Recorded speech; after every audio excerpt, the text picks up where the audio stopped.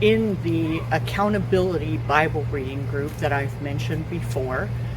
We are on our fourth book of the Bible, and we have taken on the challenge of a longer book, and we're reading the Gospel of Mark together. And we've just started reading it, but as we read the first chapter this week, one of the things that stuck out to me is found in verses 21 and 22, where it says, "They," that's Jesus and his disciples, "went into Capernaum, and immediately on the Sabbath, he, Jesus, entered the synagogue and began to teach. They were amazed at his teaching, for he was teaching them as one having authority and not as the scribes."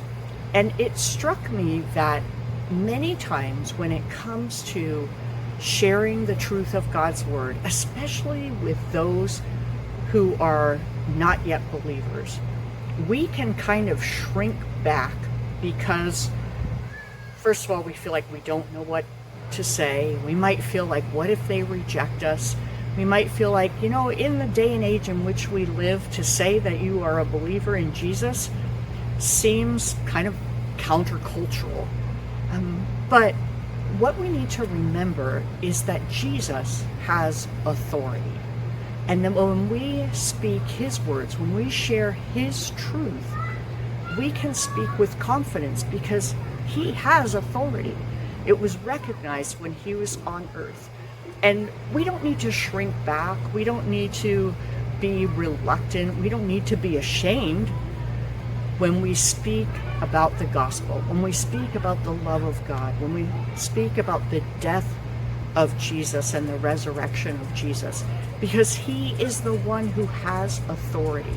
And when we speak his words, when we speak on his behalf, when we speak in the power of his Spirit, I believe that that authority will come across. Now, of course, as Peter tells us, we need to talk with gentleness and reverence. As Paul said, our speech needs to be with grace, seasoned as it were with salt.